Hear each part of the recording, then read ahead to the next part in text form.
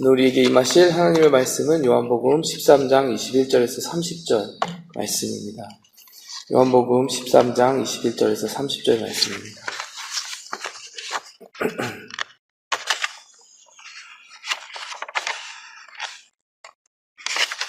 예수께서 이 말씀을 하시고 심령에 괴로워 증언하여 이르시되 내가 진실로 진실로 너희에게 이르노니 너희 중 하나가 나를 팔리라 하시니 제자들이 서로 보며 누구에게 대하여 말씀하시는지 의심하더라. 예수의 제자 중 하나 곧 그의 사랑하시는 자가 예수의 품에 의지하여 누웠는지라. 시몬 베드로가 머리짓을 하여 말하되 말씀하신 자가 누구인지 말하라 하니 그가 예수의 가슴에 그대로 의지하여 말하되 주여 누구니이까? 예수께서 대답하시되 내가 떡 한 조각을 적셔다 주는 자가 그니라 하시고 곧 한 조각을 적셔서 시몬의 아들 유다에게 주시니 조각을 받은 후 곧 사탄이 그 속에 들어간지라. 이에 예수께서 유다에게 이르시되 내가 하는 일을 속히 하라 하시니 이 말씀을 무슨 뜻으로 하셨는지 그 앉은 자 중에 아는 자가 없고 어떤 이들은 유다가 돈꾀를 맡았으므로 명절에 우리가 쓸 물건을 사라 하시는지 혹은 가난한 자들에게 무엇을 주라 하시는 줄로 생각하더라. 유다가 그 조각을 받고 곧 나가니 밤이러라. 아멘. 우리가 사순절의 기간을 지나가고 있습니다. 사순절의 기간이라 함은 예수님의 십자가와 순환을 기억하면서 주님의 십자가가 우리 삶에 가지고 있는 의미, 주님의 부르심과 말씀이 어떻게 그 십자가 안에 이루어졌는지를 깊이 묵상하는 시간을 바로 사순절의 시간이라고 우리가 이야기를 합니다.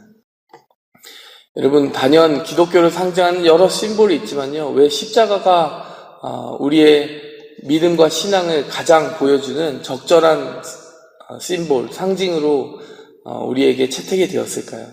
한번 생각을 해봅시다.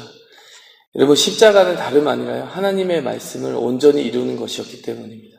십자가가요, 바로 예수님의 삶에서 하나님의 말씀, 모든 예언, 성취가 이루어지는 바로 그곳이었기 때문입니다. 여러분, 그렇다면 하나님의 말씀은 무엇입니까? 어떻게 하나님의 말씀이 십자가 안에서 완성되었습니까? 여러분, 하나님의 말씀은 그 전까지 구약 성경에 나타난 모든 율법과 십계명을 의미하는 것입니다. 사실 십계명은 그 모든 율법의 개요라고 할 수 있을 것입니다. 그러면 하나님의 말씀은 십계명 안에서 우리가 찾아본다고 할 때, 여러분, 십계명은 무엇입니까? 십계명은 크게 두 단락으로 구성되어 있습니다. 첫째가 바로 하나님 사랑입니다. 두 번째가 바로 이웃을 사랑하는 것입니다. 여러분, 예수님의 십자가가 하나님의 말씀을 이루었다라고 할 때요, 바로 그 십계명 안에 녹아있는 그 하나님의 말씀의 요체, 그 바로 두 가지 축, 하나님 사랑, 이웃 사랑, 예수님 자신도 요약해 주셨던 그 두 가지 하나님의 말씀의 핵심 중의 핵심을 이루었다라는 것을 의미하는 것입니다. 첫 번째로는 하나님을 전심으로 사랑하고 모든 마음과 뜻과 정성을 다해 힘을 다하여 주 여호와 너의 하나님을 사랑하라. 그 말씀이 십자가를 통해 이루어진 것이고요. 두 번째로는 그와 같이 너의 몸을 사랑하듯이 너를 스스로 사랑하듯이 이웃을 사랑하라 라고 하는 그 말씀이 이루어진 것입니다. 여러분, 어떻게 이루어졌을까요? 여러분, 오늘 본문 말씀에 십자가를 향하여 뚜벅뚜벅 걸어가시는 그 예수님의 모습이 나타납니다. 십자가를 그야말로 문 앞에 두고 있습니다.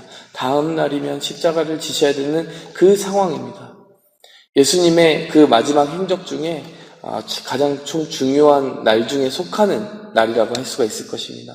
그 삶을 보면요, 하나님의 말씀이 어떻게 이루어졌는가, 하나님 사랑, 이웃 사랑이 어떻게 이루어졌는가가 적나라하게 드러나게 됩니다. 한번 말씀을 통해서 그 부분을 우리가 묵상하고 살펴보는 시간을 가지도록 하겠습니다. 첫 번째로요, 13장 18절 말씀을 보면요, 오늘 본문 말씀에는 없는 부분입니다. 그런데 21절 말씀을 먼저 보겠습니다. 21절 말씀은 내가 진실로 진실로 너희에게 이르노니 너희 중 하나가 나를 팔리라, 이렇게 이야기를 하십니다. 그런데요, 이렇게 갑자기 처음부터 예수님께서 순환을 예고하시거나 가룟 유다의 그 배신을 예고하신 게 아니라요, 18절 말씀, 3절만 위로 올라가시면요, 아주 구체적으로 이야기를 하십니다. 내가 너희 모두를 가리켜 말하는 것이 아니니라. 나는 내가 택한 자들이 누구인지 알미라. 그러나 내 떡을 먹는 자가 내게 발꿈치를 들었다 한 성경을 응하게 하려는 것이니라. 이렇게 이야기를 하십니다. 이것은 무슨 말씀입니까? 바로 가룟 유다를 통하여서 이루어질 하나님의 뜻이 있다는 것입니다. 여러분, 예수님께서는 십자가가 다가오는 것을 알고 계셨습니다. 그런데요, 그 십자가를 알고 있다라는 것 자체만으로 예수님이 얼마나 큰 유혹과 시험을 받으셨을지 우리는 생각해 봐야 합니다. 여러분, 주사 맞을 때 어떻게 하십니까? 주사 맞을 때 어떻게 하십니까? 주사 바늘이 가까이 오는 것을 계속 바라보면서 주사 맞는 사람은 없는 것 같아요. 그래도 뭔가 아플 것이다, 따끔할 것이다 이런 예고를 해주긴 하지만 그래도 그 바늘을 이렇게 의식적으로 보지 않고 눈을 돌리지 않습니까?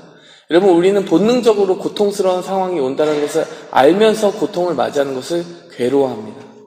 여러분, 예수님께서는요, 하물며 자신의 모든 생명과 목숨을 바쳐서 피를 흘려서 고통받아야 되는 그 날이 바로 내일이라는 것을 이날 알고 계셨다는 거예요. 예수님이 그것을 가지고 심령에 괴로워하셨다라고 이야기를 합니다. 그것은 어떤 예수님께서 가지고 계신 완전한 인간, 완전한 100% 인성을 가지신 예수님의 그 속성으로서 괴로워하신 것이겠죠. 여러분, 근데 18절 말씀을 보시면요, 예수님께서는 그것에 눈을 두고 계신 것이 아니라 그것을 통해 하나님의 말씀이 이루어질 것이다 라고 하는 부분에 자신의 마음을 고정하고 계십니다. 시편의 예언 그대로 이루어질 것이다. 내 떡을 먹는 자가 내게 발꿈치를 될 것이다. 사실요, 오늘 본문 말씀 앞부분, 이 부분을 읽지 않은 그 부분을 쭉 보면요, 그 장면은 어떤 장면입니까? 바로 예수님께서 제자들의 발을 씻기는 장면입니다. 예수님이 그 발을 씻기는 장면에서 그 제자들 한 사람 한 사람을 보면서 발을 씻기지 않으셨겠습니까? 그 중에는 가룟 유다도 포함이 되어 있었습니다. 예수님께서 분명히 도망치실 수 있었습니다. 그런데 끝까지 도망하지 않고 순종하셨다는 겁니다. 그리고 자신을 십자가에 넘겨줄 그 사람을 알고 계셨습니다. 그러나 그를 피하지 않았다는 것입니다. 여러분, 사실 이 순종이 언제부터 시작이 되었느냐? 우리가 성경을 거슬러 올라가 보면요, 생각보다 일찍 시작되었겠구나 이런 생각이 됩니다. 누가복음 6장 12절 13절 말씀 보니까요, 이렇게 증거하고 있습니다. 이때 예수께서 기도하시러 산으로 가서 밤이 새도록 하나님께 기도하시고 밝음에 그 제자들을 부르사 그 중에서 12를 택하여 사도를 칭하셨으니, 예수님이 12 제자를 부르시는 장면입니다. 그 전날 예수님은 밤이 새도록 하나님께 기도하셨다라고 이야기를 합니다. 과연 누가 나의 뜻을 끝까지 순종하고 따라가고 하나님의 말씀을 전할 사도로서 적합한 자들이겠는가? 예수님은 그 사람들을 고르기 위해 아마도 밤새도록 기도하는 시간이 필요하셨을 것입니다. 하나님의 계시가 필요했을 것입니다. 여러분, 그런데요, 그 11 제자들 뿐만이 아니라 사도로서 쓰임받을 11 제자뿐만이 아니라요, 그 중에는 가룟 유다를 위한 기도도 포함되어 있었을 것입니다. 하나님께서 가룟 유다가 이런 역할을 감당하게 될 것이다, 십자가의 그 도화선이 될 것이다 라는 사실을 그때부터 말씀해 주셨을 때 예수님께서는요, 더 많은 기도로서 순종하고자 애쓰셨을 것입니다. 여러분, 예수님의 순종은요, 처음부터 시작되었던 것입니다. 제자들을 뽑을 때부터 시작이 되었습니다. 그리고 그 정한 제자가 이제 십자가에 예수님을 넘기는 그 밤이 다가오는 그 전날까지도 예수님은 끝까지 그 순종의 눈을 피하지 않으셨다는 것입니다. 그 순종의 마음을 버리지 않으셨다는 것입니다. 여러분, 십자가의 삶이 우리 가운데 어떻게 이루어질 수 있습니까? 우리는요, 알고 있는 그 뜻을 행하는 데에도 참 여러 가지 힘과 고생을 하면서 또 시험을 겪으면서 부침을 겪으면서 겨우겨우 순종하는 일이 많습니다. 근데 예수님께서는요, 그 십자가 하나님 아버지의 뜻에 순종하는 것에 자신의 마음을 온전히 매셨다는 것입니다. 우리가 이것을 적용했으면 합니다. 우리가 알고 있는 뜻이라도 제대로 순종하는 것입니다. 여러분, 다른 큰 무엇이 아니라요, 우리에게 준 지금 당장의 뜻 하나하나에 순종하는 것입니다. 지금 당장 나를 십자가에 넘길 그 가룟 유다를 품고 용서하고 계속 가는 것, 그것 큰 순종입니다. 하지만 가룟 유다를 뽑을 때부터, 이제 불러서 나의 제자로서 받아들이는 것부터, 그 작은 순종부터 시작하는 것이죠. 여러분, 우리가 사순절에요, 크고 작은 순종이 필요할 것입니다. 하나님의 말씀 중에 이 부분은 정말 너무 어렵다, 이 부분은 정말 내가 할 만하다. 그러면 그 모든 것, 어느 것 하나 할 것 없이 우리가 하나님의 말씀에 순종하는 그 마음의 중심으로서 지켜낼 때 우리는 십자가의 삶을 살아간다고 할 수 있을 것입니다. 여러분, 두 번째로요, 우리가 기억해야 될 것은 바로 그 십자가는 이웃을 끝까지 사랑하는 그러한 끝없는 사랑이었다는 것입니다. 여러분, 오늘 본문 말씀 전에 있었던 사건, 제가 이미 말씀드렸듯이 바로 발을 씻는 그 장면이었습니다. 그런데 충격적인 것은요, 그 발을 씻는 그 자리에 바로 가룟 유다가 있었다는 것입니다. 예수님께서 그 가룟 유다의 발을 씻는 장면 한번 상상해 보시기 바랍니다.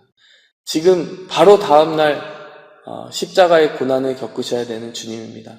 이미 대제사장들과 모의가 끝나고 그 자리에 앉아있는 가룟 유다를 보고 계시는 겁니다. 근데 그 앞에 무릎을 꿇으십니다.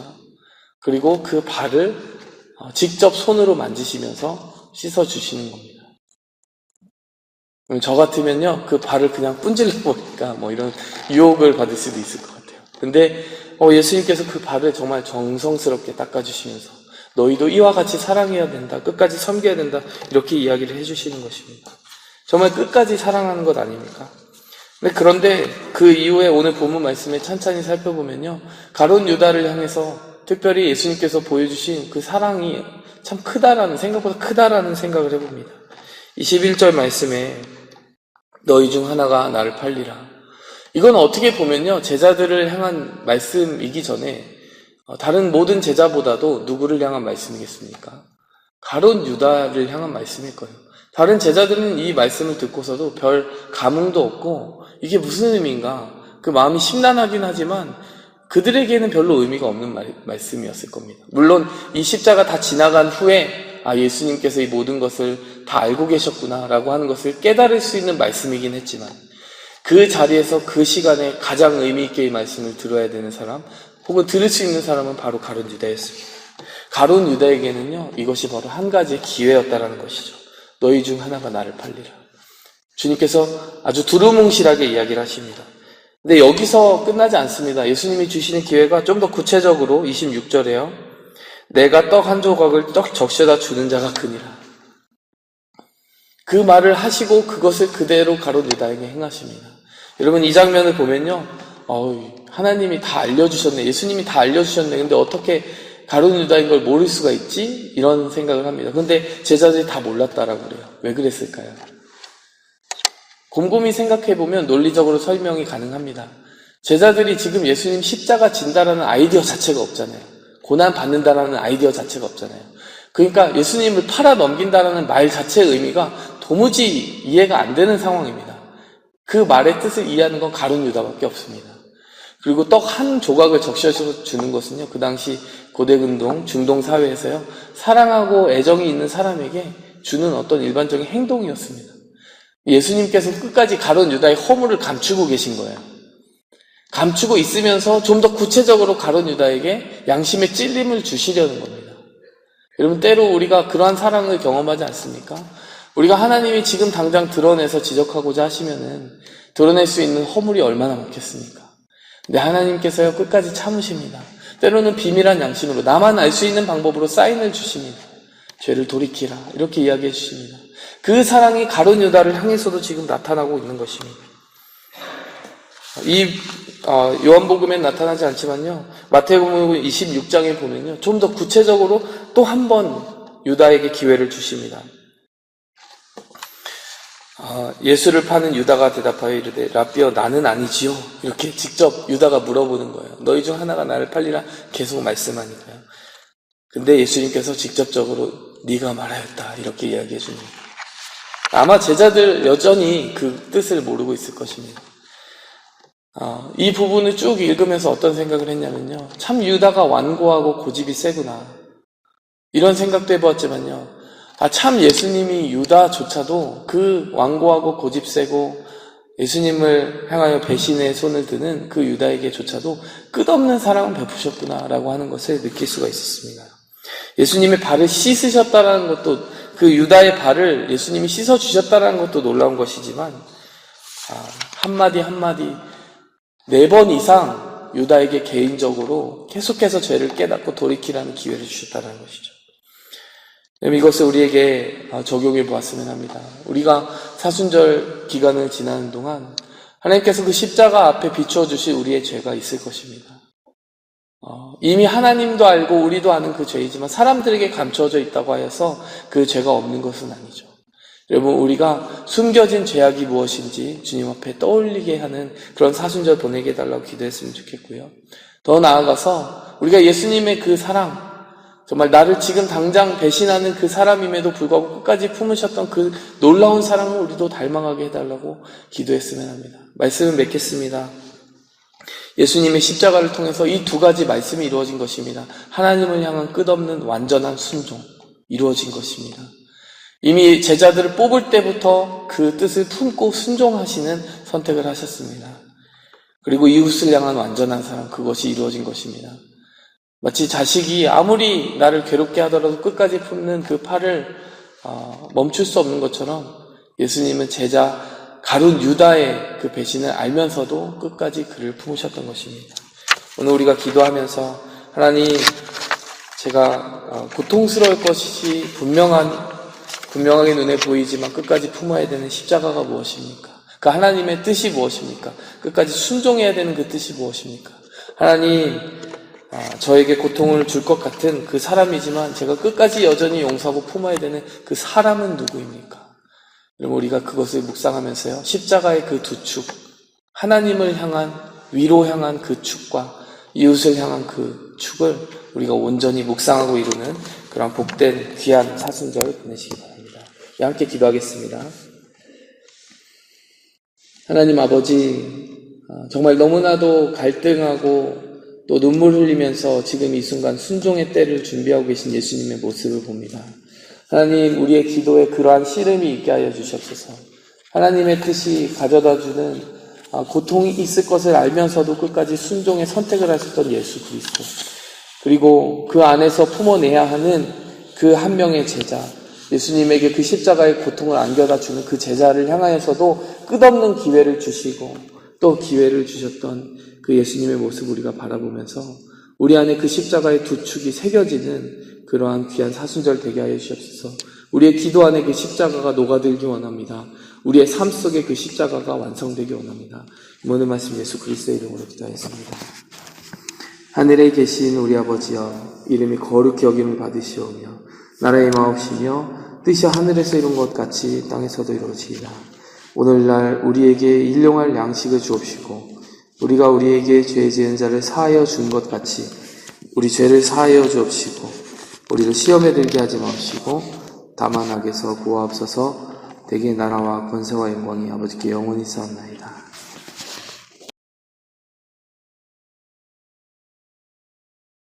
오직 주의 사랑